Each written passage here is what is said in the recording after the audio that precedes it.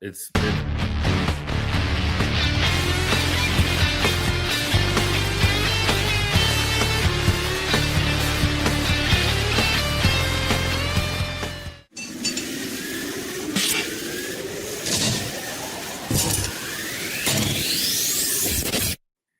What is shaking? It is here.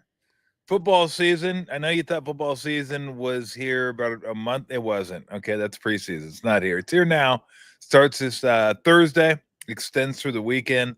Niners getting ready to take on Seattle. The Seahawks up in Seattle this week. But you know what? We'll get to that. First, the most important news of the day. My guy Brent Jones. My guy is going to be joining me every single Monday throughout the course of the football season. So we will have fun talking Niners, talking NFL. Thank you so much, man. I really appreciate it. It's going to be a blast. Tom, it'll be great. We'll have a lot of insights, a lot of laughs, hopefully a lot of victories. That'd be very nice. Better not be like last year. No, that would not be good. No, we don't want that. How long have we been doing this? Sick if that happens. We've been doing this about 20-some years now. Oh, it's been a long time. It's a long time. We've lived the roller coaster, up, down, so close to Super Bowls, painful losing seasons, questionable ball players, guys quitting in the middle of the game. That was last year. That was. How great was that? Was like one of my favorite parts of the season. We never saw that. I've never seen that before. At halftime. I'm out. Take my helmet off and go home. I'm done. Oh my gosh, that was too much. That was fantastic. So what are you thinking about this year? I mean, well, let me ask you as a player, what's it like leading up to week one? Now, you guys had tougher camps, you guys had longer camps back then, so it's probably even a little bit more of a relief to get to the regular season. But what's that like? You know, all the work's finally, I wouldn't say done, but you got through camp. You're hopefully feeling good about your body and the team's healthy, but how you feeling? What do you remember about week ones when you were playing? You just are so excited to not play those fake games anymore. And you know, we played a little bit back in the day, but you'd never play, you know, more than a quarter and a half or what have you. And so it's nice to know you're going to be playing a full game, get a real list, a real game plan instead of kind of, hey, we're just going to run our basic stuff. And so it'd be pretty darn exciting. I remember to get our first game plan on a Monday and say, okay, what are we going to do? How are we going to try to attack these guys? And it's real. And so real means so much more. So you're anxious, you're fired up. Like you said, hopefully you're healthy. But it's like, here we go. All right, we're ready. This is going to be a blast. So more of a buckle up. We're live bullets now. And so it was always a fun time of year. What was your most memorable or favorite opening game? Great question. Now you're making me think. I don't even know. You know, do you remember opening games? I don't know. Do you? I don't know that I did. What was your favorite first Warriors game? God dang. I mean, yeah, but opening season of football, I got 82 of them. You had 16 of them. That's true. Because did they have the marquee games back then like they do now? They try to No, they did not. There wasn't the marquee. No, they didn't. Okay. The league wasn't kind of trying to maneuver and manipulate a marquee matchup here or there. So, you know, we'd probably, you know, we'd open with the, you know, the Falcons or the Saints or, you know, somebody. Yeah. Back when the Falcons were in the same division, the NFC West, baby. There you go. Just right in the New Orleans Saints, just next door. Hop on a plane, and you're right there. Who was the running back for them? Was that William Andrews? Ooh, good call. Yeah, I think it was. He was pretty good. Yeah, he was. I remember him being a pretty good player. And Barkowski. The Falcons were not Barkowski. They were not pushovers back then. I'm trying to think of who the quarterback was. It wasn't Barkowski? No, come on. When did he play? Well, he played like in the 70s. Did he really? Yeah. Okay. Did you I thought play he played against in the Will 80s. Chamberlain? Did you play against Will? Stop. That's enough. All right, I'm looking right now. Let's go 80. You don't think Barkowski played in the 80s? He might have played, in the early 80s. But I was like, my first year was 87. So Right. What about he's probably done in 82 or 83, if I had to guess. Chris Chandler, maybe? There you go. It was Chris Chandler. Okay. Let me see. Steve Bartkowski. Oh, dang, he's 72. Okay. He's okay, let's see. Oh, well, we were both kind of, well, you were mostly right, but I'm not going to say I was too far off. He was 75 to 86. Oh, wow. Okay. So Yeah. I'll give you some points on the board for that one. I would have said there's no way he was playing in even 85. So, And what was your first? What was your first? Yeah. Well, he was 75 to 85 with the Falcons, and then I think played for the Redskins and the Rams. Got it. For like a year, maybe even half a year. I saw him half a year when I was each. a kid. I went to Cal a couple times. Oh, did you? Yeah. Cal has good quarterbacks.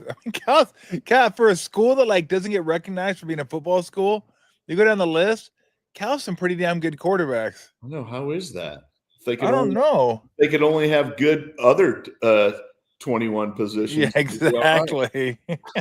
I mean, who did they have? They had Cap, Barkowski, Rodgers, Goff. Yeah. There was one other guy in there. Don't forget Bowler.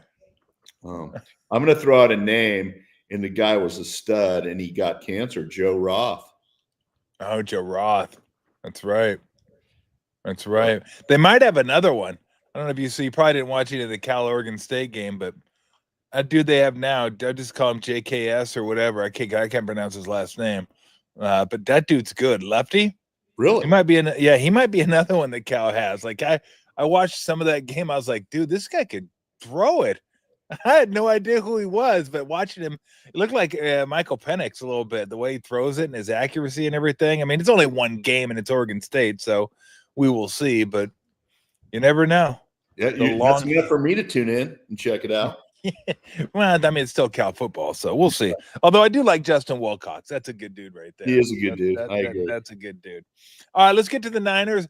Big news, Juwan Jennings is back. Cap finally got better. Fantastic. Amazing. He did the old school, you know what, I'm going to just do something so I can sit out of camp and get back to camp. How many guys used to do that like they would just make up a contract or an injury and say, I hate camp, I don't want to go through camp, and then miraculously the week before the season starts, well, God's feeling pretty good now, I'm ready to go. More than a few along the way. No, I never made one up. I did have a contract and missed most of camp one year. And it was spectacular. I'm telling you.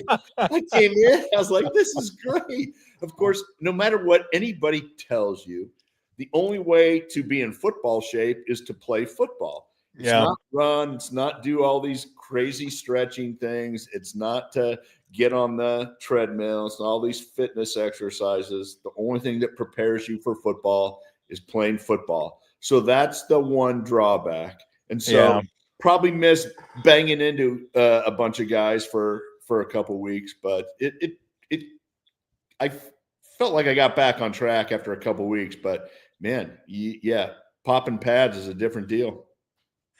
Yeah, it's like you don't want to do it, but you got to do it. I mean, and I think we see it in today's NFL. The first month is sloppy as hell. You watch football. It's like an extended version of preseason is what it is. Like, I don't really feel like we watch real football games, like, and really find out who everybody is until early October. Yeah, I completely agree. You got to kind of muddle through the first month, and then there'll be some games where all of a sudden one side of the ball will click, and you're like, oh, okay, they got pretty good. But to kind of put it together and really decide who a team is going to be, it takes, I think, 4 or 5 weeks. Because most of these guys haven't gotten any reps. And so no matter what anybody thinks, you're sucking wind on a long drive. And you're sucking wind a little bit in the fourth quarter, like, holy crap, I've only played one series all preseason. So give me your thoughts on Juwan Jennings coming back and what that's going to mean for the Niners. So, I first and foremost, it's like consistency, right? He knows the routes. He knows how to get open. He's certainly got a connection with Brock. And it's just, it was a little frustrating. And I get it. Everybody's got their own contract situation. But you just don't want to pull it out of your back pocket, a few weeks into training camp. It's just like, say something in the off season, try to get it figured out. So you don't know if there's, a chip on his shoulder, a chip on management's shoulder, but hopefully all that is forgotten when you get out between the lines and everybody can just play ball, because we need him. We need his experience. And I think it's a big deal, not only for Brock, but I think for Ricky Pearsall as well, because there's going to be a lot on Ricky's shoulders early on, and he's still a second-year guy. But it makes a difference to have a threat at another receiving positions, a known threat, somebody that people are aware of to kind of account for. I agree. Are you hearing this? Yeah, it sounds like, yeah. She's very rude when it comes to the podcast. And if you could see her right now, her lower lip is orange because she just got through eating some pumpkin. I gave her. I was going to say Cheetos. No, I gave her pumpkin because she's always hungry. So I asked the vet. I said, "What can I give her that doesn't fills her up a little bit, but doesn't pack on the calories?" And she goes, "Get her some pumpkin." So I get her these cans of pumpkin, and whenever she's going nuts and hungry, like it's not even close to lunchtime, I'll just give her some pumpkin. So she has like a little orange goatee going on, but it does look like Cheetos. Does it work? Yeah. Like she's totally chill right now, and she'll be chill throughout the interview. She'll be good, and then around 2:30, then she'll start going nuts again. But I swear, it's like you never fed her. It's like every single time she's starving. Like she cannot. Like, oh my God, it's been a week. Thank God you found me. Please give me some food, man. And it's been 2 hours. That D tackle for Tampa Bay, we should have fed his butt some pumpkin. Who's that? Didn't you see him? He was like 460 pounds. Oh, yeah. And every day I'd see pictures of him like walking around practice. I'm like, bro, that ain't gonna get it done with the old walk. Hopefully you aren't losing 20 pounds by walking. But he I just should have had some practice every day. Should have had pumpkin. Should have had some pumpkin. Should have had some pumpkin. That'd have been a great nickname for him. Hey, Pumpkin. Oh my God. So yeah, she'll be good to go. How you feeling about the 49ers wide receiver room? Obviously we're a little banged up, but I feel pretty good. And really that starts with, I went out on a limb like in April, May, and said, I think Ricky Pearsall is going to be the man. And I saw him play the last couple games of last season, and I heard he'd been, training and working hard.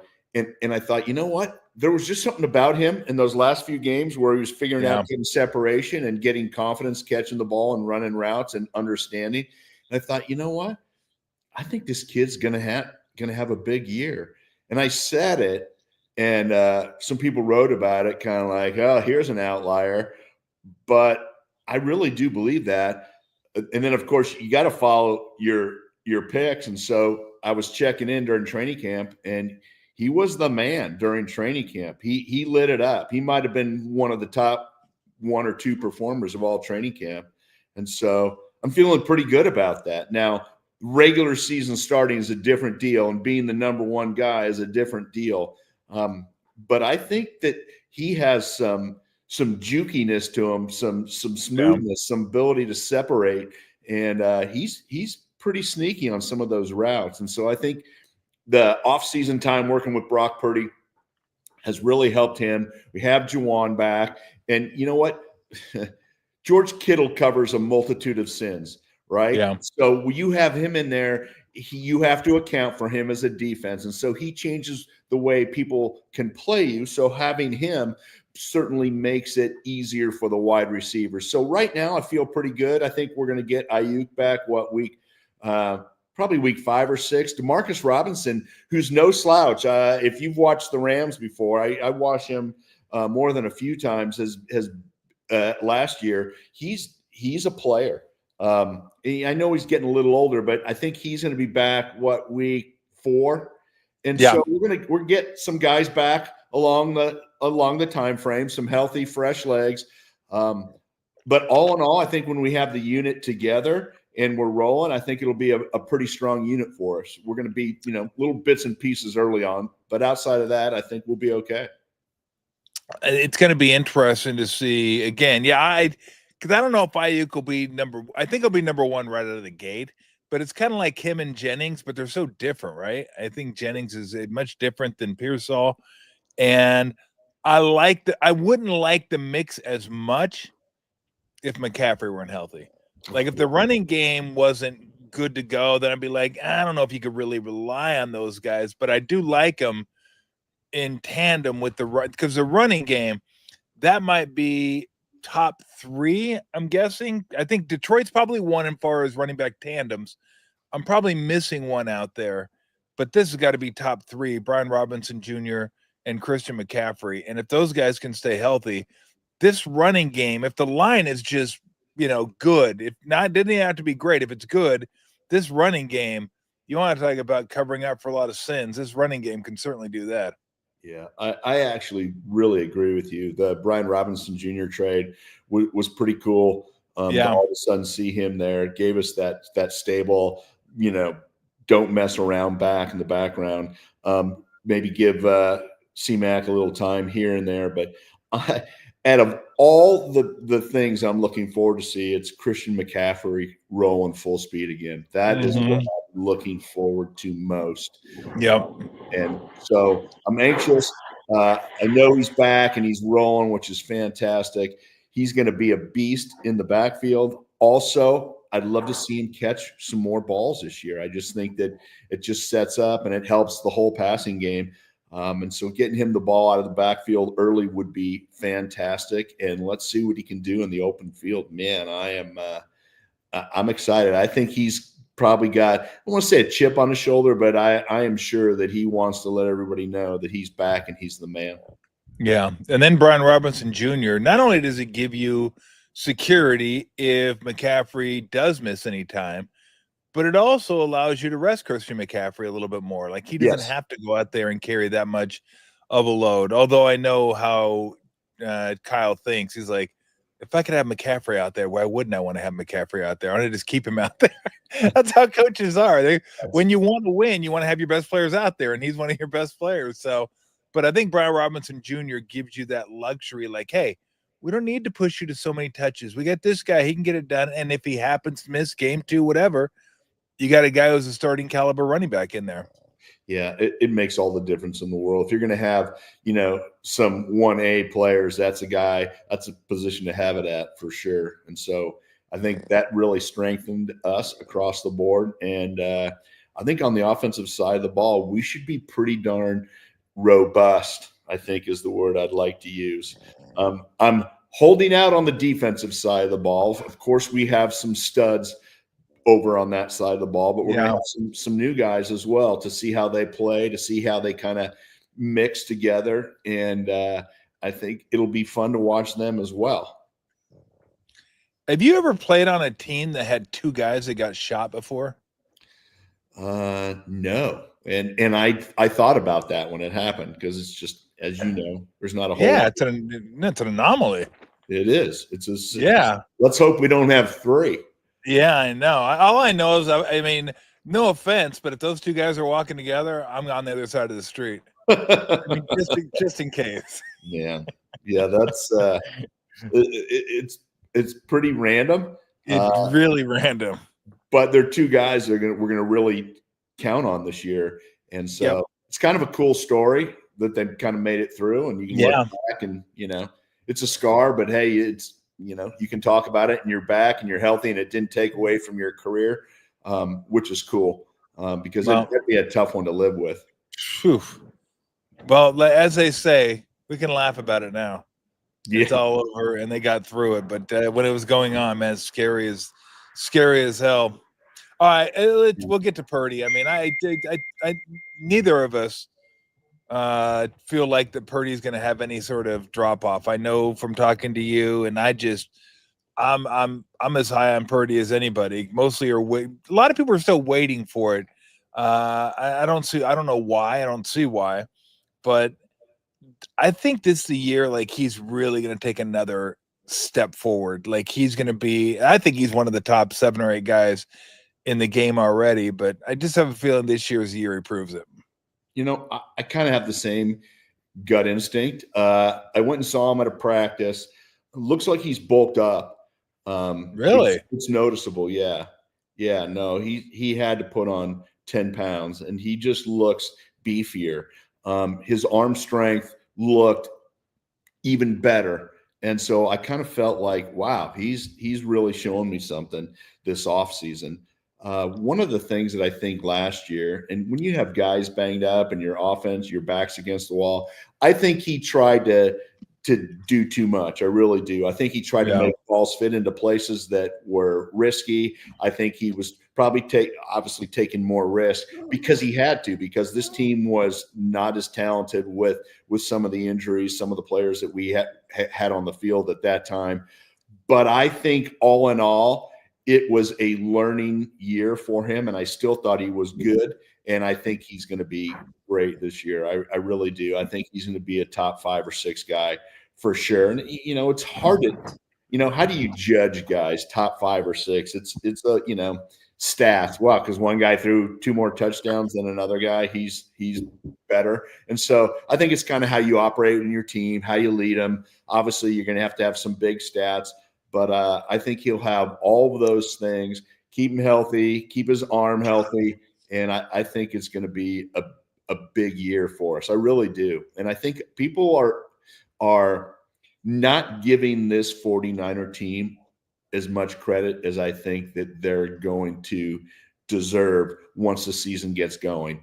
I think that there's still I've seen multiple articles about rebuilding, retooling, getting younger. Well, yeah, we had to get younger at a few positions because you can't afford everybody with the salary cap. You look at it, you look at a team with Trent Williams and Brock Purdy and George Kittle and Fred Warner and Bosa, and then you throw in Christian McCaffrey, and you're telling me that's a retooling team? Give me a break. That's more stars than most teams have. It really is. And so you just need solid play. You need some of the young guys to develop on the defensive side of the ball. I think that we're going to see some guys come out of nowhere that are going to be, household names. And that's exciting for me because eventually your roster turns over a little bit, right? You just don't want wholesale roster turnover because that's when things are not as fun. So we still have our key players locked up for several more years. And I think this is a team that's still going to compete year in and year out. And if this team goes to the Super Bowl this year, I wouldn't be surprised at all. Yeah. Defenses were, I think, a lot of the variances, right? Because you have so many young guys that are going to be playing. I think Michael Williams is like the most important guy on that defense because if he's as good as they hope he is, that allows Bosa to kind of do what he does. If he's not, then Bosa gets double teamed and maybe can't have the impact that he normally does. But I guess I should backtrack, Brent. The most important thing is, how about stopping the run this year? Yeah. They haven't stopped the run literally in 2 years, at least a year and a half, where they haven't been good at it. That's where they spent their draft picks, right? They got Collins, they got West, they got some veterans. But to me, that's where it all starts defensively. They got to get back to what they were 3 years ago, 4 years ago, and being able to stop the run and then let, Saleh take over with his blitzes and Bosa take over. But if you can't stop the run, none of that matters. Yeah, we just can't have the dam breakage like we had at times last year in between the tackles. It's just rough. And obviously it wasn't like guys weren't trying hard, but we were just outmanned, outgunned, and and then what happens? Then Fred Warner's run around, trying to cover up for other guys' mistakes, and he's all over the place, and things start to break down. So you want your guys to at least be solid. We don't have to, be all pro defensive tackles. We got to be good, solid players. Do your job. Keep linemen off our linebackers. Plug holes. That's great if you get a sack or two, but let's just be a lot more stout at the line of scrimmage. Michael Williams, which look, nobody knows. I mean, the two guys I'm excited to see are him and Upton Stout, who we didn't see during the preseason, but everybody's raving about this guy. I mean, you never know until you see a guy. You just never know until they actually get out there and play in a regular season game. I'm sure you've seen it before in camp. Guys are incredible, and then they show up in regular season games. You're like, that guy sucks. That guy's never going to play. That guy's not going to play for us. You kidding me? I mean, so I'm excited to see what they bring to the table, and we'll find out more as the season goes on. Can they be consistent? Can they stay healthy? Those type of things. But I think those two guys, because they're such important positions, right? The end opposite Bosa and the nickelback. Yep. Well, I got a little preview of Upton Stout, and I saw Michael doing some drills as well. When I was out there for Dwight Clark Day, Keena Turner snuck me into the team meeting. And there were some things that were so cool. It was like a behind-the-scenes tour at Disneyland. And first and foremost, Kyle comes into the room. And, obviously, I've been a big Kyle fan for a long time. I think he designs and is creative as well as anybody else. But I'm not around him when he's around the team. Man, he took control of the room. And I was like, wow, Kyle is a stud. And he started going through film. And he was spectacular, and he was funny, and he was strong when he needed to be strong. He critiqued guys without criticizing them and putting on their heels. Yeah. He was pointing out great plays. He was pointing out things, and then he put on Upton Stout for like 3 plays. Like, Upton, this is you. This is what you do. This is how you live. This is because this is what's in you. Like, you aren't lackadaisical. He's like way out of one side of the coverage, and all of a sudden there's a deep ball, and out of nowhere he flies over, breaks it up, and Kyle runs it back, and like, this is you. This is what makes you. And he was going off, and I was kind of getting goosebumps, and I was so impressed. I mean, I had Bill Walsh, I had Mike Shanahan, I had Mike Holmgren, I had Denny Green, I had George running the board, running the film and the clickers and going through and controlling the room. And when I was in there for a half hour with Kyle, I was blown away. But I was also quite impressed with Upton Stout because, you heard about him, but like I said, nobody's really seen him play. Yeah. I got to watch him in practice and on some of the practice film, and man, the kid was everywhere. And then we had Michael just huge, just blowing up some guys. Now, this is drills. These aren't games, but it gave me a glimpse like, wow, this is pretty impressive. Like, this is pretty cool. This is a behind the scenes tour. Yeah. And watching Kyle and how the guys reacted to him and what he was focusing on, and just the most minute of detail. He was backing up and going over things and saying this, we got to be here, and this is what we like, and this is going to win games for us. And I was like, man, that was a blast. Like, I was like living back in the olden days. Now, did Bill ever do that for you? This is you, Brent. This is what you do. Oh, this man. is where you live. No, he didn't. Bill had a different approach than that. I always pictured Bill as being very calm and very analytical, and just not like no highs and lows with Bill. I mean, look, I think every coach has some highs and lows, and I think every good coach too. I've always said this: every good coach has to have a certain amount of asshole in him. Like, he's got to be able to willing to come down on players and be the dad instead of the buddy. But in the time I was around him, he just always seemed like he was kind of right there. Get a little high, maybe a little, but mostly kind of in the very analytical, not like a Ditka guy or a Singletary guy where they're like, oh, we got to do that. We got to. How was he like in meetings and stuff? You know what? For the most part, he was controlled. If he wanted to get a point across, typically he wouldn't yell. He'd be sarcastic, and he'd say, and then he'd say something like, wow, the the San Francisco semi-pro team's going to have a player on their hands. And like you could say it just like that and just keep moving on, where it would just be a piercing arrow into somebody's heart. But ouch. oh, yeah. Oh, the one that he used to do all the time. And I don't know. I think he invented it. Maybe he got it from Paul Brown. But we'd be sitting there and, it wasn't me, but maybe one of the tight ends would want to run a wrong route. He'd go up to our coach and start screaming, Lynn Styles, what the hell are you teaching your tight ends? You better pick it up or you're going to be out looking for a job. Can you imagine your head coach screaming at your position coach because you did something wrong? Getting ready to fire him? Like there'd be total silence. And it would be like, holy crap, that is the worst.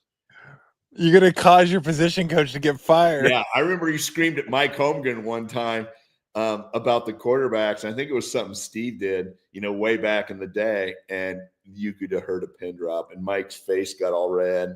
And I was like, holy crap. Like, I'm not going anywhere near that.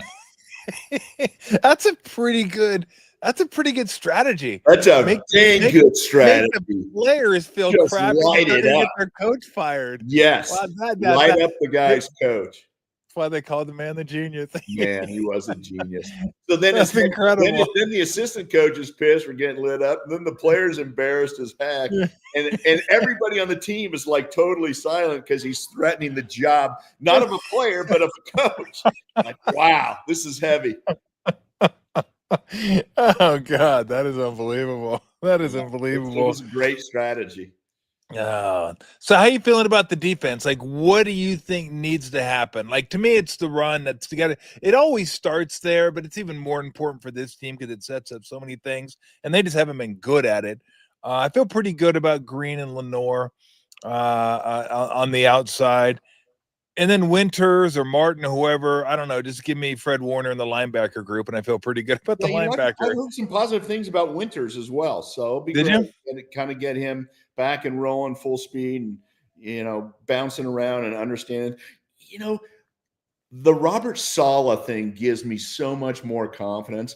Like I kind of felt like we're in the wilderness the last couple of years, and I'd watch our style of attack, and I go, what is that? Like, that's not our defense. Like, we've been playing the most passive defense, in my opinion, in the last couple of years. And I'm not a defensive expert, but it just felt crummy. It felt passive. It felt like, don't beat us too bad. Like nobody was ever saying, man, we got to watch out for the Niners defense, because we are kind of playing catch and read and never go after the other team and never go nuts, never lay some serious hits on anybody and never turn our guys loose. It felt like we were super, super passive. And maybe that's not right, or maybe that's not the way that we were calling plays. But I didn't have any confidence, sadly, in our last couple defensive coordinators. And I mean, it was very uninspiring. And I know Saleh is not going to stand for that. Like that's not him. He's going to create ways to plug our gaps, and if we have some. But there's just no way that he's going to allow what happened the last couple of years to happen. Do the Niners have more wins, or do more national broadcasters call him Robert Salah? I will celebrate if we have a lot more wins. And I really don't care what they call them, as long as our defense is called good. Good this year. Oh my gosh. Like, are you concerned? Can the defense isn't getting back to 19? I mean, it's not going to be that defense. That was one of the best defensive lines like we've seen in the NFL in recent memory. Like Philly, I think the Giants are going to have a really good defensive line this year. Might be all they have, but they're going to have a good defensive line. But that defensive line was stacked with Armstead and Buckner and Ford and Bosa. I mean, that was incredible. They're trying to get back to that. I mean, look, it hurt him when Buckner was traded away, but they thought he was more expensive. They'll keep Armstead, which was fine. It just Kinlaw didn't work out, and then it kind of started deteriorating a little bit from that point. So it'd be nice to see him get back to being, because I agree with you.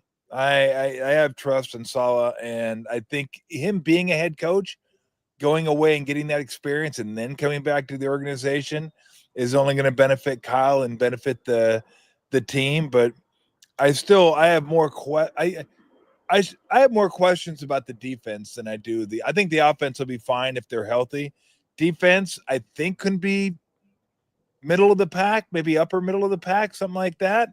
But I'm still not positive about the run defense. Yeah, because that's where it all starts. I think you're right. I think some of those interior guys are going to have to step up, and there's a learning curve, right, for rookies and for first year guys. I mean, a lot of them haven't had action and live bullets.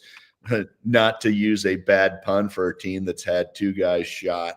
But that's okay. What you know what? Like I said, Brent. Bullets? Yeah, you did. Hey, you know what? Like I say, if it's funny, it's funny. Game action, it's just, and there'll be missteps along the way. But we need guys that learn, guys that iterate and say, okay, this is what I got to do on this style of defense, and I got to protect our Studley linebacker, and we got to, Mike, like you said, Michael needs to be a force.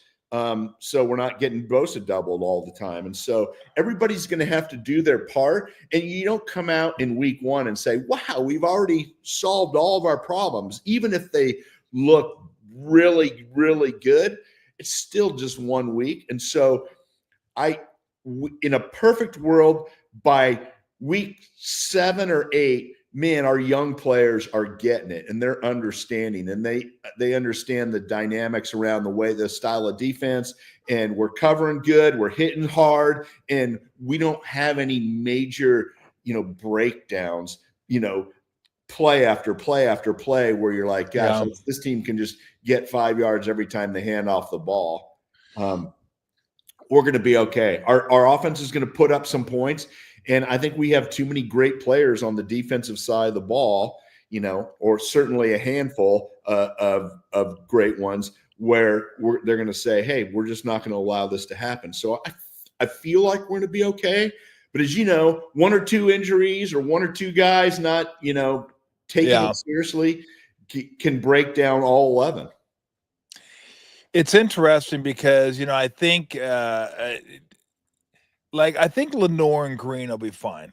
I like Lenore, and if Stout's the guy at the nickel position, Green showed some promise last year. I don't know how deep they are at corner. Like, that could be an issue, but I think the top 3 guys might be okay. But depth at corner may be a little bit of a problem. But who can't say that in the NFL? I mean, exactly. Who has a whole bunch of cornerbacks just sitting around on their roster? We're going to stack up corners. Stack up the corners, baby. Yeah, so you're right. And I think my guess is most teams feel that way. I think heading into the season. And so you got to keep guys healthy. You got to be very aware of who's available out there once the season gets going. Is there a guy in a practice squad that we know can play that you can pilfer? I feel like at that position, it's an ongoing chess match all season, and you got to have guys that understand, like I said, their positioning, guys that are solid. They don't have to be amazing, but if you're going to say anything, what are the question marks? Depth at corner and interior defensive line, right? So and those are things that you really can't figure out until the season starts and we see how everybody plays. I mean, it's a mystery. I mean, it's even a mystery. I mean, certainly there's been a lot of practices, but not as many bad practices as you'd have in the olden days. Like you wouldn't have, 30 padded practices versus 10. And so you'd almost know, even if guys didn't show in a preseason game, you'd almost know, well, this guy's going to be able to play. Kevin Fagan and Pierce Holt can play, whether they play in a preseason game or not. I still think it's it might be even a little bit of a mystery to the coaching staff until you see, game action, 3 and 4 and 5 games at a time. Let's see this year if the special teams can follow Kyle's motto, which is don't fuck it up. And it's funny that's his motto because that's all they did was fuck it up. I mean, their special teams has been just awful. The ironic part of it was their special teams actually led him to a victory in Green Bay in a playoff game a few years ago. And that's like the only thing they've done. It was like one of the biggest ironies of all time. The special teams have been awful, but yet they won a playoff game basically. But I just want a kicker that makes the kicks that he's supposed to make. That means inside of 50. I just want a kickoff coverage that's able to cover. I'd like a punt coverage that's able to cover. I'd like to be right down the middle of the pack. Doesn't have to be spectacular. Just don't screw it up. And just don't be the worst. They've screwed it up time and time again. And I'm sick of talking special teams with the Niners, but you almost have to because they've been so brutal the last 3 or 4 years. You almost have to. And I'm sure it has been a point of emphasis because it cost us games. And like you said last year when we were talking about it, how is it that we're talking about special teams every freaking week? Like that should never be the case. Never, ever. And it wasn't just missed kicks, which, certainly was a part of it. And so hopefully we have that squared away this year. And, hey, kickers miss an extra point or two during the course of a season, but let's not have it any more than that. Yeah. Let's make the field goals that we need to make in pressure situations. And let's not have the dumbest things in the world give up big plays, touchdowns, turnovers constantly week in and week out. I mean, I don't know that I've ever seen worse in all honesty than last season. And my goal this year is to almost not talk about it or to feel like in week 5, hey, we haven't talked about special teams. How great is that? It's like officials. If you don't talk about officials, they did their job. That's what I want special teams to be. I don't want to talk about them. And then that means they've done their job. Officials, we will. Because I know you will. I will for sure. That's it. I want to ignore special teams. That's what I want to do. Maybe we'll talk about a Moody 58-yarder, or maybe we'll talk about a Moody game winner, but I don't want to talk about Moody, hooking a field goal from 38 yards that cost him a game. I don't want to hear about punt coverage or a fumbled punt or someone who fields a punt at the 2-yard line and gets him in, shitty field position, or just, I'm going to take it out of the end zone, then trip and fall my face. I'm really good. I'm faster than these other guys. Yeah. I mean, there's nothing. Don't want to talk about you, and not because I don't want you to do well. If you've done your job, we won't have to talk about you. That's all. My motto is I don't want to be in a bad Moody at all this season over special teams. Well, you're starting dad jokes already. Hey, you know what? That one is just right there, and I've thought about it, and it's true. You've thought about it multiple times last year where I was. You go, I'm going to break this one out. There you go. Let's break this one out. My kids think it's really funny. No. Do you think Kyle – because I'm with you. I think Kyle's a really good coach, and I think him and Lynch will be here for a number of years. I mean, there will come a time where, they start thinking, okay, do we need to do something? But that's still way, way, way down the road. We probably won't be doing podcasts by then. Yeah. As a coach. Well, look, as long as we're having a good time. Well, that's true. I mean, you're sitting in your backyard and exactly. Puppy on your lap. Well, yeah, but I'm not sitting in front of a picture of myself, a portrait of myself. I got to say, when I walk around my house, I say to myself, I need more pictures of me. That's what I really need. What do you mean? You got 5 of them in one. You got 5 in one. That thing's incredible. My wife had that painted for me and said I got the perfect place. I love it. Like right where I sit. Like I should just sit sideways or something like this. And then it's like and then it's not as embarrassing. You can kind of see the No, I like it. I know. I like that. I like the fact that it's all home jerseys except for the middle is a road jersey. There you go. You gotta have a road jersey thrown in. I don't even know what home and road jerseys are anymore, because it used to mean in football it was dark at home, white on the road.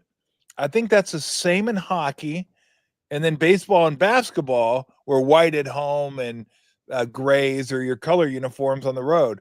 Now it's like everybody just wears whatever the hell they want to wear now. It's like I turn on a game. I have no idea where they're playing the game. I'm like, where is this game being played? I have no idea. So true. So true. Although, did you hear the story about Northwestern wouldn't allow Tulane to wear their white jerseys to honor the Katrina victims? It was a 20-year anniversary. Really? Yeah. What was that story? Yeah. No, I guess Tulane, if I have it correctly, asked Northwestern if they could wear whites at home. It was a tradition started after the Katrina. Years ago. It actually, it was like 20 years ago. Yeah. And they refused. And then they said and so I guess it fired up Tulane. It's like, take that, never disrespect the city of New Orleans. Like, yeah, it's exactly. Wow, Northwestern made me laugh. Because they slammed them. And, that's pretty bush league. Yeah, that's pretty bush league. That was kind of weak. I got a story. Okay, before we get back to the Niners and the NFL, I got a story. I don't know if you heard this today, and I'll bring it up only for one reason. Did you see the former head coach of Iowa basketball, USC basketball, George Raveling, passed away today? No. I think it was like 90 maybe. Wow. He's been around. He was a bodyguard for MLK. Bodyguard. He was a volunteer bodyguard for MLK. He actually has the original I Have a Dream speech. He asked him for it after he got done, giving the speech, and he gave it to him, and he still has it. That's pretty dang cool. And so Coach passed away, huh? Yeah, he passed away. Well, the only reason I bring it up because this is where it gets a little weird, and I don't know how I feel about this. I found out that he passed away on his Twitter page. Yeah, look, obviously it's not him running the page. Yeah. We get that, but it still seems a little weird. Are you sure? When your Twitter page is active after you've passed, like the Iron Sheik, I knew he didn't run his Twitter page, but it still seems a little, I don't know, macabre. I don't know what the right word is, but it's creepy. Your Twitter page is still going. You've been dead.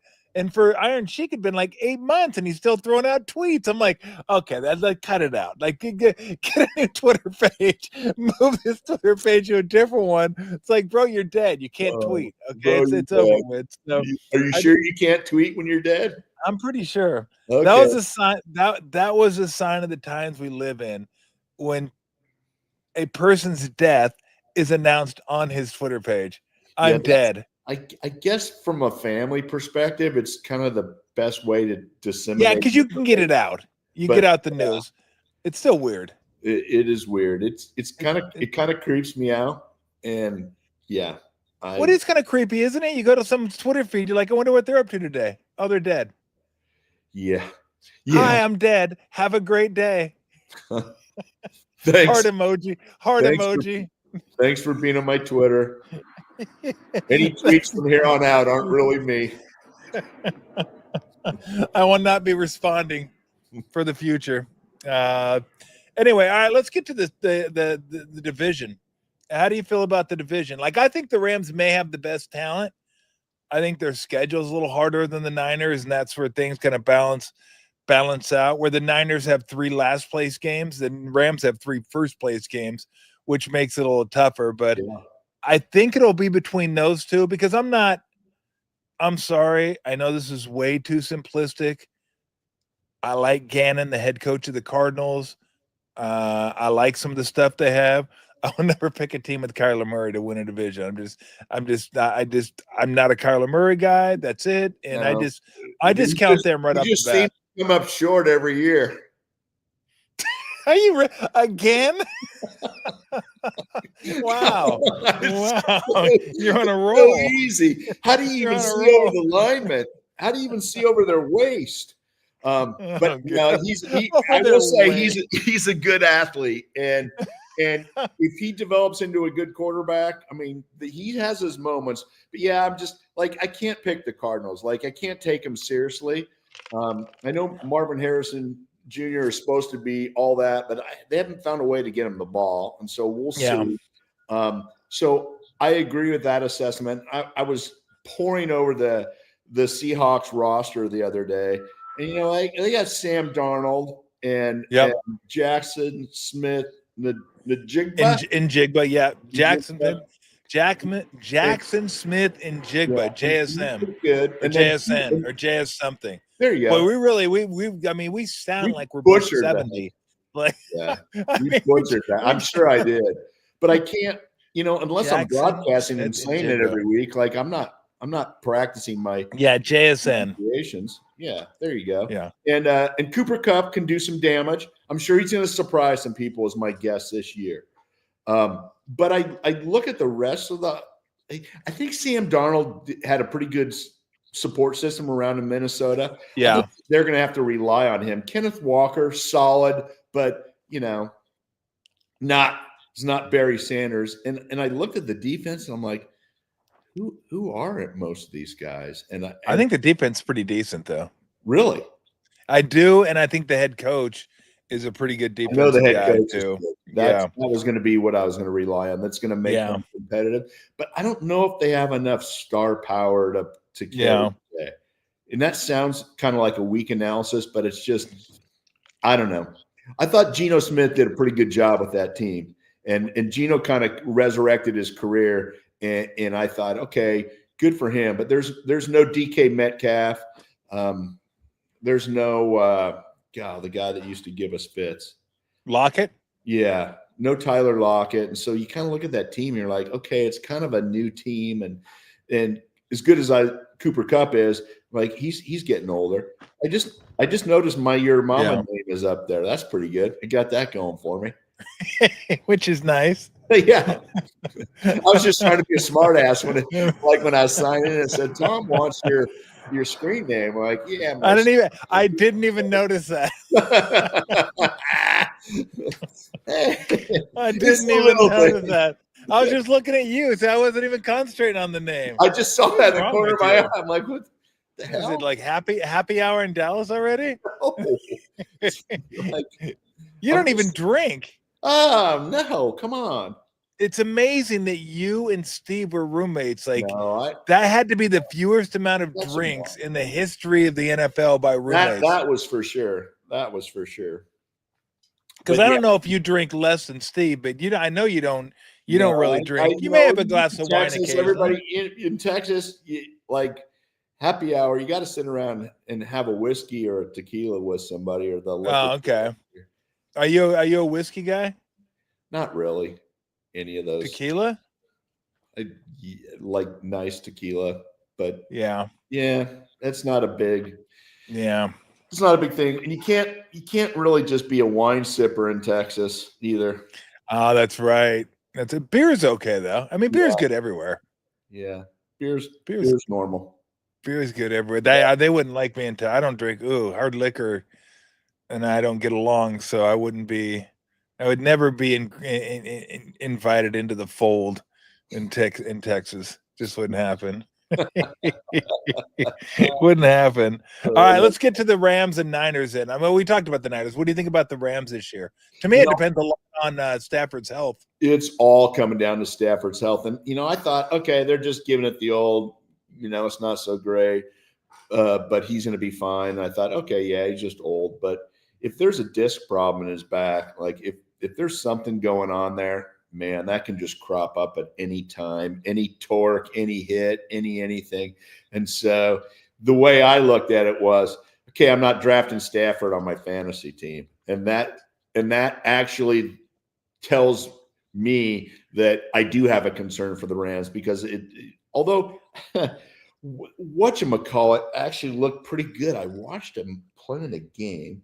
Stetson Bennett looked pretty dang good in a game. And I don't know if he carried it all through training camp, but I was like, what the heck? Like, he came out of nowhere and he was kind of slinging it. I'm like, okay, that was pretty impressive.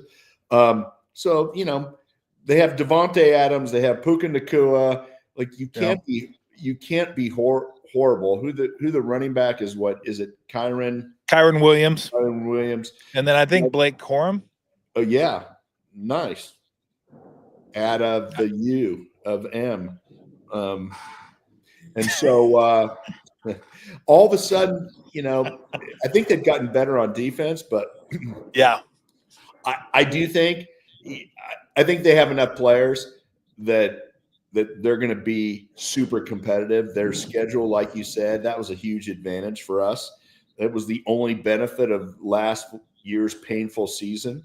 But Sean McVay is going to have those guys ready to play. And so if you have any degree of offensive, skill, he's going to figure out a way to put you in position to be successful. And I feel like they're going to be neck and neck with us, down the stretch. Now, our schedule might play off in our favor, but they're still going to be a team to be reckoned with for sure. All right. Did the Niners go over or under 10.5 wins? Ooh, so great question. I was thinking I was going to be an 11 or 12 guy, so I'm going to go. Were you really? Yeah. Wow. I'm putting it on the line, but I'm kind of feeling a 12-5 season. So you like the over 10.5? I do like the over. And I would imagine they're going to win the division as far as you're concerned? Yes, I would be obviously there's no reason to be a homer. I'd much rather be right than be a homer. But I do believe those two things coming together, the homerism and correctness kind of coming together in a perfect. Go ahead. Who are going to be the biggest challenge? Who are going to be among the biggest challengers in the NFC? So I still think that Washington is pretty dang good across the board. Yeah. Love their coach, love their team, love their quarterback. Can he have, a step back season where everything doesn't fall into place as much? Yeah, certainly. But they have a lot of good players on that team. Of course, Detroit. There's no step back there. I don't believe. I think. Well, then you lose you lose both your coordinators. Yeah, that is true. We had that happen a couple times along the way, and it is a little disheveling, but you kind of get your feet back under you and you start relying on the things that and the talent that you have. And those guys have some skill players for sure. So, all right, what do you think about the Packers? Micah Parsons now. So I was going to put the Packers behind the Vikings, but I think the Packers. I kind of feel like they're my outside shot of being kind of dangerous this year, and the Micah Parsons thing really adds to it. And so, speaking of which, I'm coming to you live from the state of the dumbest owners and GMs in sport history. And it is not even close. And Jerry Jones went up to Nico and said, "Here, hold my beer, and I'm going to make an even dumber move than you did." I mean, I swore that there's no way they're going to get rid of Michael Parsons. Like, you can't. Otherwise, it just signals we don't care. We're not a serious ownership group. We don't really care. We don't really care about winning. The fans, quite honestly, need to smarten up here because they keep showing up. And that's just like a clownish move. But go ahead. So Micah's on the Packers all of a sudden, and in 5 years, the Cowboys will have maybe some developed draft picks that hopefully could be as good as Micah Parsons. That's amazing. Have you seen the Americas team on Netflix? Yeah. So I've watched it up to like episode 5 or 6. It is really good. It's super compelling. It's a little bit too much Jerry and Jimmy for me. Like, I get it, but neither of those guys step foot, between the lines. Yeah. But certainly interesting in the way that, Jerry bought the team. Obviously, from a marketing standpoint, he's a genius. But from a team management side, he's, much less than that. And it's just, there's no way this team should be able to attract premier free agents. They should be spending like the Yankees or the Dodgers, manipulating the cap, guaranteeing money, and bringing championships to Texas. And they aren't even close to that. They keep most of their money. In fact, I think they make $200 million more than the next closest competitor because of all their local media and ad deals and all the stuff that they do. And that money is not thrown back into the team whatsoever. And I've said this for a couple of years after having moved here and watching them. Jerry gives the illusion of wanting to win, but really what he wants is the most dollars in the bank account, because wanting to win means spending a hell of a lot more than you have and doing things like the Micah Parsons thing, or as Jerry would call him, Michael Parsons. Even once during in Steven in like the send-off PR get together. Yeah, what I think about Michael? No, Michael Parsons. No, Micah. That's a rough 6 months for Dallas. Man. Luka and Micah. Man, that's rough. That's a rough go right there. That suck us. Yeah, that's brutal.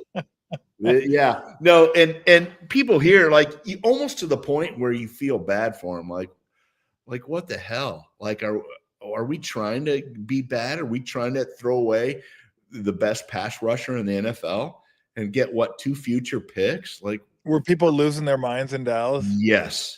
Yes, absolutely. And usually I'd take joy in that. But this was a situation where it's like, it's so bad, you kind of feel bad for them. Like, yeah, I'd rather have the Cowboys be good enough to make the playoffs and us come and blast them in the first round, and I can celebrate and go, woohoo, whipped your butt again. But like, they keep doing so many stupid things. And like, that was that. I don't even know what to say. Like, it was so bad. It was so bad. It was very Luka-like. And, the only thing that fixed that was getting the lottery pick. The Luka thing is still the dumbest thing in the world. Somebody like verbally abused Nico the other day. I saw online somewhere. Like, the Dallas fans haven't forgotten it. Well, hell no, they haven't forgotten. Yeah, it was Luka. Yeah, no, that's good. Luckily, we got the number 1 pick. So they did. They lucked out with that one. Yeah, they lucked out with that one. That was so ridiculous. All right, so NFC to represent the Super Bowl. Yeah, maybe you got to throw maybe Tampa Bay's.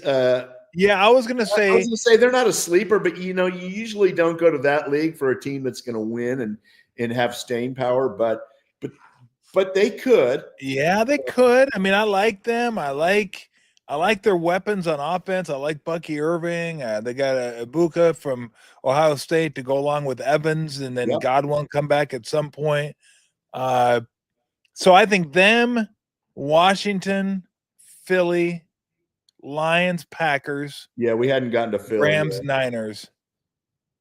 That sound about right? Am I missing anybody that you think could? No, man. If it doesn't come from that group, something's wrong. Yeah, I think that's probably the group. I mean, really, I'm going to be curious if Micah Parsons can lift up that defense. Because here's the thing about Green Bay. I thought they were going to be better last year. Me too. I didn't think Love took that next step last year. I really didn't. Like Jacobs was the best player on that offense. Jacobs was awesome last Yep. year. I Yep. just thought Love was kind of I know he had some injuries, but he's So I'll be curious to see what he can do this year. If he takes that step, then they're going to be right there. If he's the same quarterback he was last year, I don't love him as much. Yeah, I feel like I agree 100% with your assessment, but there were times where his young wide receivers didn't step up. I saw That's some true. things happen, and it's like that gets frustrating. So if those guys grew a little bit, and he did as well this offseason, that our expectations from last year, apply them to this year. You have Micah Parsons, and all of a sudden things change a little bit. So I kind of feel like I said, that was my dark horse sleeper team that could be really good, that could surprise some people. But yeah, and then the Eagles are just consistently good, right? Sometimes they don't blow you away, but across the board, if you go all 22, they're probably the most solidly put together team, right? Yeah. Now the receivers, the running back, quarterback. Like it's funny because when I look at Hurts, he's not a classic like quarterback. He's more of a runner and uses his legs and everything. But I think his biggest attribute is his leadership, his demeanor.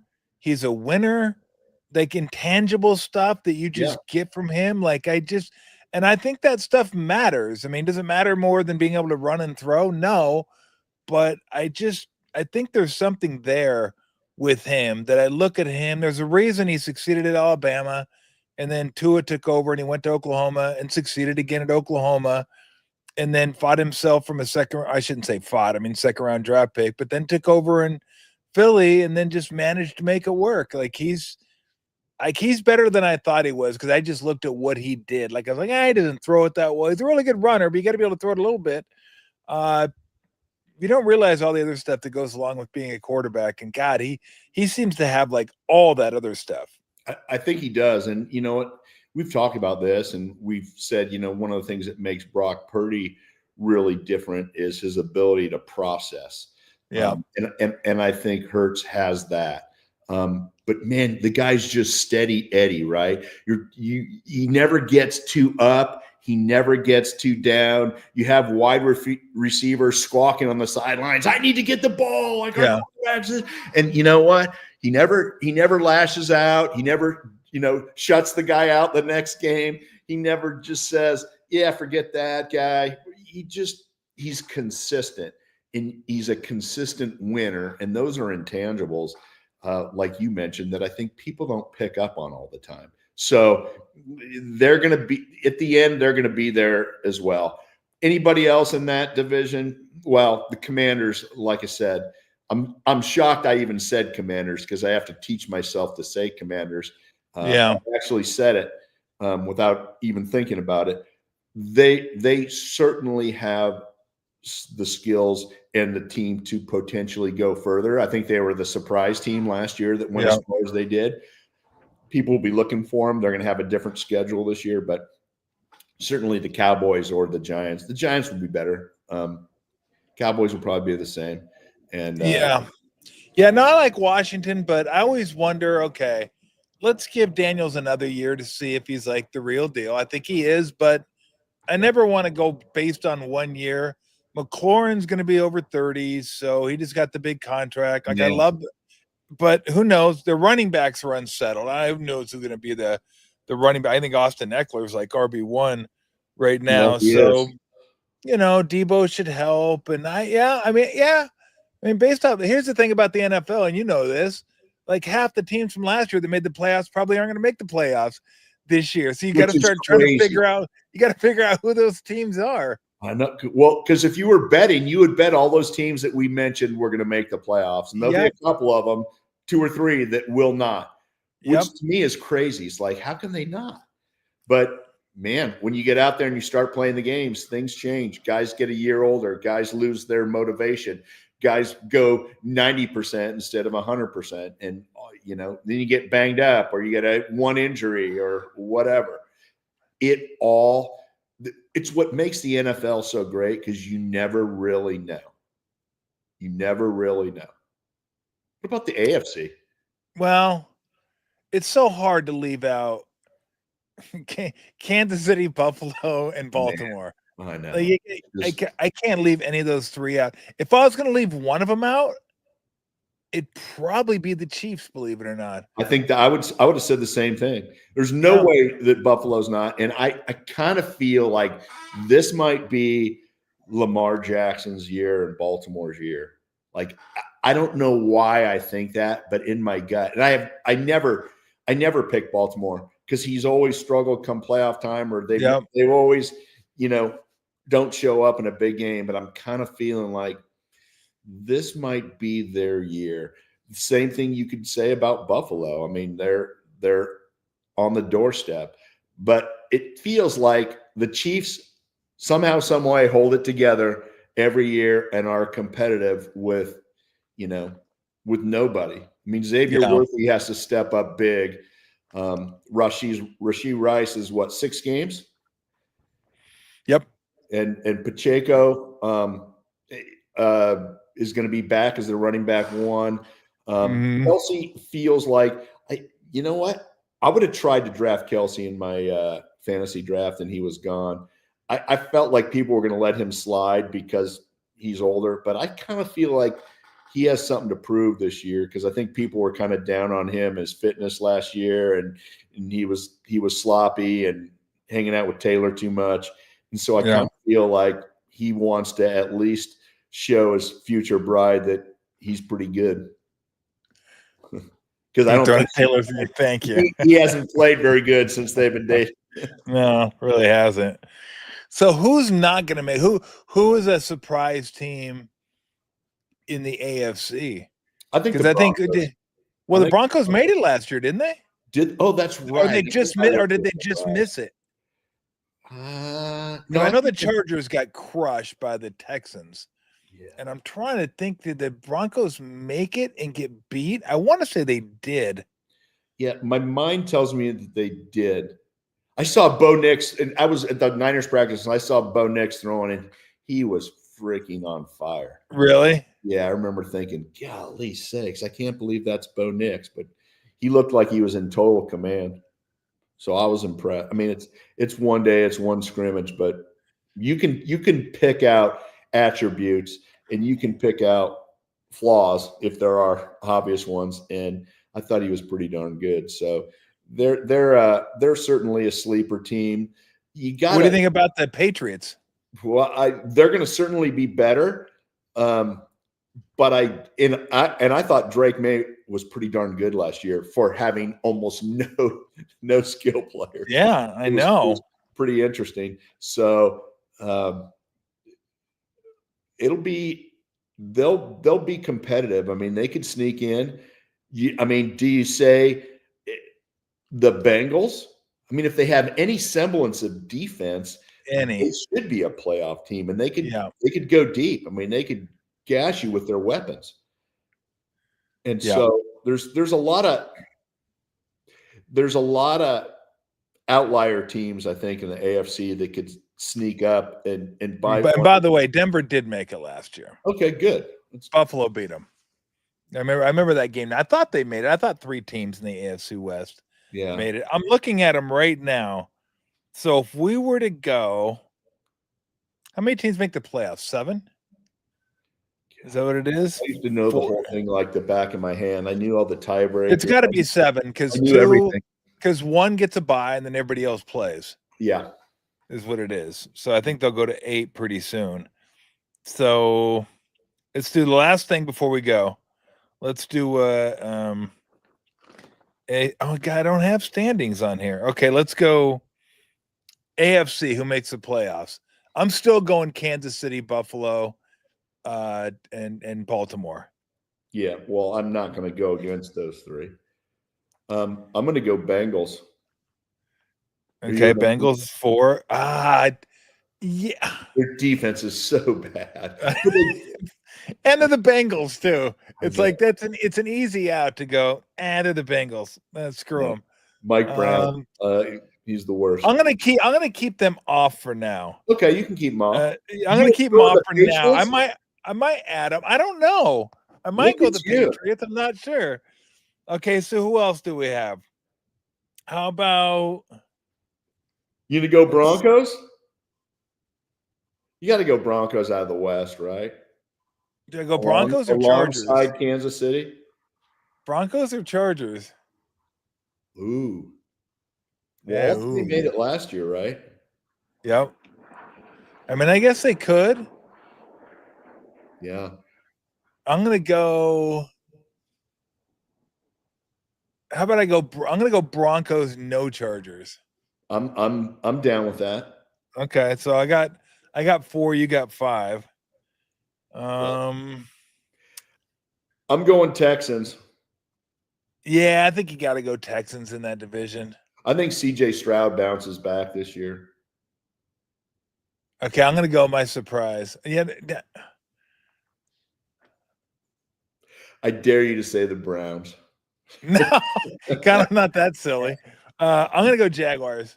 Wow. Okay, I'll give you credit for that. I'll go Jaguars. I'm gonna go Jags. I know Ogden will love that. Year, I think Trevor Lawrence is gonna be the man. And he hasn't. No. Disappointed every single year. Every year. Yeah, look, I think the wide receiver group is going to be phenomenal with Thomas Jr. and Hunter, and the running backs I think will be good enough. But I'm buying into the stop go Jags.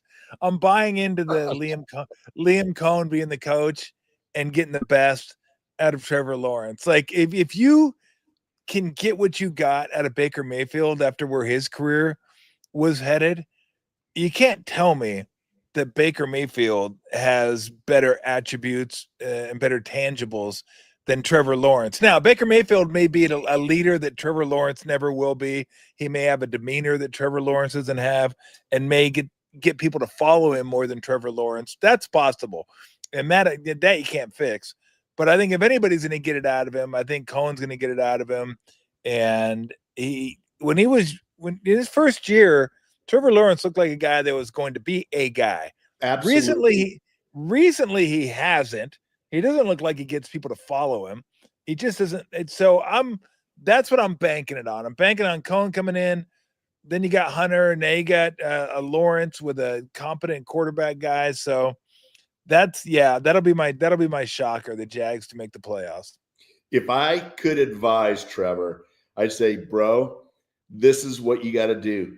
Cut that hair and declare yourself the man, and you're going to change. It's going to be the reverse Samson. You're going to be freaking a stud. You're going to cut the hair off. You're going to actually be a champion. That's what I would tell him, but he's probably not going to do that. Probably not. He loves that hair. It's great hair. It's incredible hair, by the way. Great hair. Yeah. I think, I'll go. God, it's hard not to go the Bengals. It really is, because they're just so dynamic on offense. I'm not going Browns, of course not. Anytime you talk Jags, like Ogden gets excited, gets to throw in some info. He does. He said his wife loves his hair. Jags trivia. Yeah, his wife loves his hair. He loves his hair too. No, I'm not taking them. I think this whole Rodgers thing is going right into the side of a cliff. Like it's just going to go right into the side of a mountain. I just don't see it happening. But Tomlin wins 9 games every year. It's incredible. I gotta say, do I think they're going to make the playoffs? No. But would I be surprised if they made them? No. Are we missing anybody? Okay, so here's what I got. I got Buffalo, KC, Baltimore, Denver, Houston, Jags, and Patriots. Wow. I like Vrabel. I'm a Vrabel guy. So Yeah. I'm not going to take the Bengals. I think that's going to be a mistake, but I'm always cognizant of trying to pick new teams because that's the NFL. So I took a couple flyers with the Jags and the Pats. Yeah. I love your Flyers. I don't know if I have a flyer in the AFC because I think I might put the Chargers back in on mine and of course the Bengals. So no Patriots, but we're in agreement on 5. We are in agreement on 5. Okay. NFC. Niners. Lions. Packers. Lions. Okay. Niners, Lions, Eagles. Yeah. And then Commanders? Buccaneers. You going to go Okay. Commanders or not? Because they went to I'm going Rams. Oh, okay. I'm not discounting that. Okay, I'm going Packers. Packers. And I'm going Panthers. No. I'm not that Thanks. not that nuts. Oh my gosh.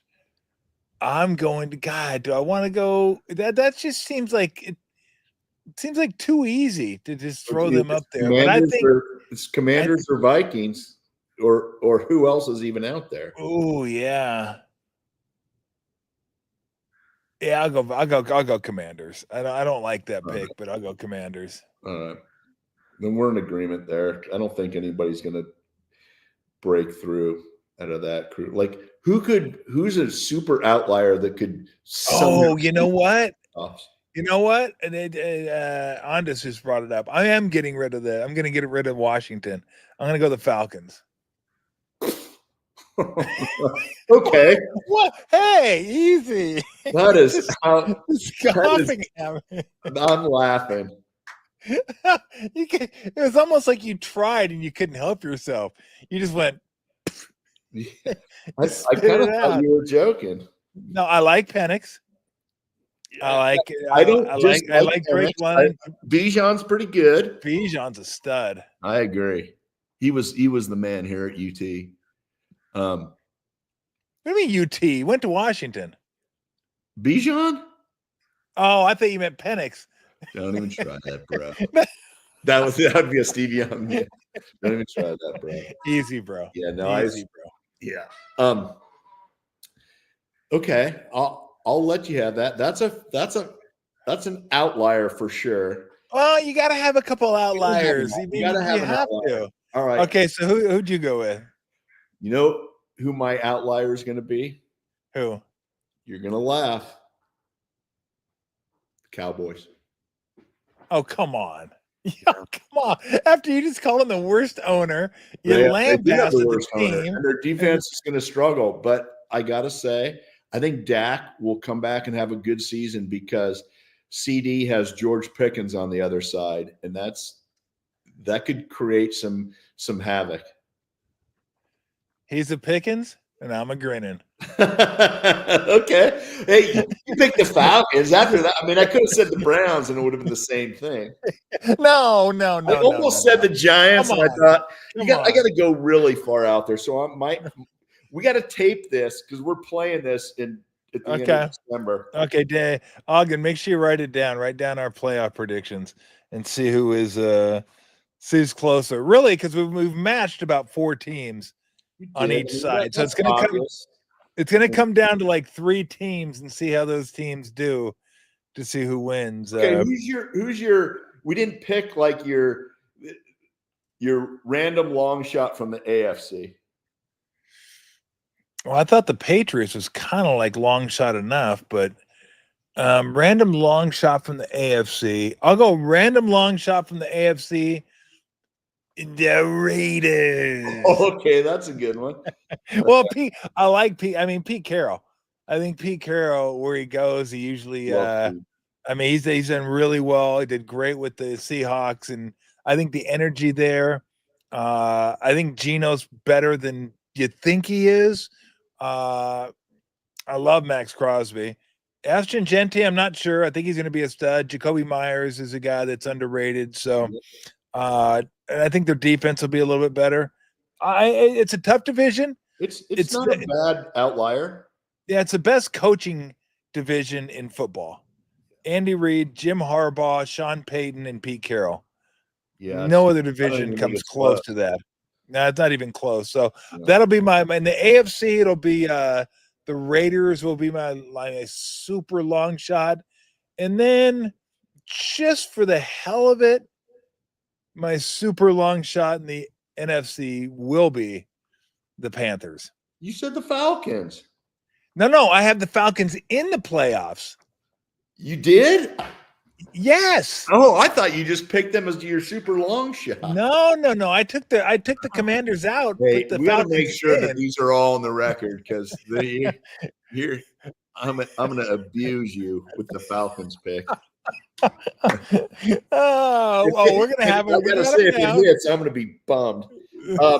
Okay, I was gonna say my long shot in the AFC was the Steelers, but I don't even know if that's a long shot. Is it?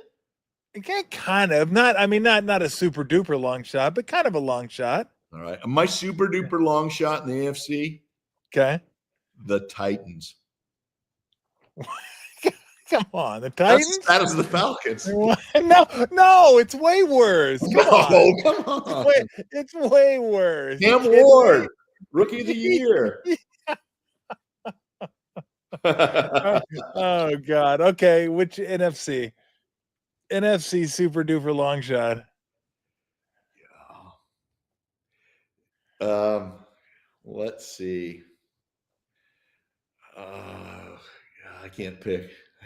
The Falcons thing just makes me laugh. I can't pick the Saints. I can't believe the Falcons thing threw you off so much. Yeah, holy crap. It was my super duper shot. Golly sake. I don't know. We've almost picked every team. Yeah, we have. Okay, the Giants are my super duper long shot. Okay, now you're drunk. No. Now you're just drunk. No, I'm telling you. Jackson Dart's going to come in like week 4 after Russell Wilson throws a couple of pick sixes and lead the G-Men. The G-Men. You know what, though? I got to be honest. Outside of the Saints, maybe, and maybe you could pick another team or two, which I would have included the Titans in, but it's the NFL. I mean, we see it every single year where there's a team that you're like, whoa, where the hell did that team come from? There's every year. Dark horse. Yep. There's going to be a dark horse. Yep. This is not the NBA where you can pick 12 or 13 out of the 16 playoff teams every single year. Every year. You might not get the seeding right, but you get the teams right pretty much. NFL, that's not the way it is. Just that's not true. The way it is. The Pacers, the dark horse to get to the finals last year. I would have said yes. Yeah. I mean, they shouldn't have been because they had one of the best records in the league. Like they were like 500 after 30 games, something like that. And then they just took off and they were really, really good. But yeah, they were still, I think people expected the Celtics to get there. And then, they got Tatum got hurt. Yeah. Lillard got hurt for the Bucks, although they weren't a favorite. Knicks, I mean, but they weren't like super like, oh my God, I can't believe they're there, but they were a long shot. They would have been like kind of, let's say, like, even though I think the Falcons are going to make it, nah, they're not. Okay, that's it. That doesn't even sound right. That sounds funny to me. All right, brother. Well, I will talk to you Monday. We're gonna have a game to talk about. We'll have all kinds of games to talk about. Think about that on Monday. I'm gonna have games to talk about on Sunday, all day Sunday. In fact, I did it Saturday on the Red Zone station right now and see how many hours it is. You're just gonna leave it on until kickoff. Leave it on until Red Zone starts. It's going to say 7 days and 6 days, 20 hours. Dan is going to go, can you turn that off, please? I mean, geez, we're like 6 days away. Well, actually, the season starts Thursday. We only got a couple of days until NFL football starts. Brazil. God, that's crazy. No, Brazil's Friday. Oh, Brazil's Friday. Brazil's Friday. We get Cowboys, Eagles. Oh, they must be playing. Yeah, Friday's Chargers, Chiefs. God, and that's in Brazil? Is it Brazil? Or is Chargers Chiefs 2 weeks from now in Brazil? No, I think it's this week. I think it is. Yeah. It's Chiefs Chargers this week. Yeah, I knew that. All and right, then, so we're good. So we're good Thursday, Friday, and Sunday. Nice. And Monday. Boom. Shazam. All right, man. Well, I'll talk to you Monday. Thank you very much. Always appreciate it. Tell the fam I said hi. You do the same. I'm psyched. Playoff picks are in. Niners gonna roll. I think we should probably by the end of September pick our Super Bowl teams because it's no good to pick them now. Okay, well, I already know you're taking the Niners. How do you know? Because I know. Look at your hat. My sweet new Niner hat. Yeah, I know. Oh, it's a new one. Run around.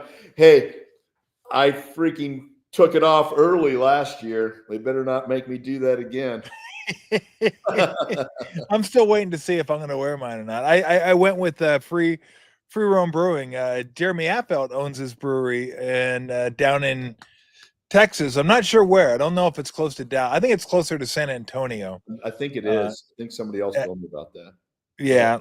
What city is it in? Doesn't say. Anyway, got the Giants colors and we're all good to go. All right. This look at this. Here she comes. Here. Oh, perfect. Hey. Yep.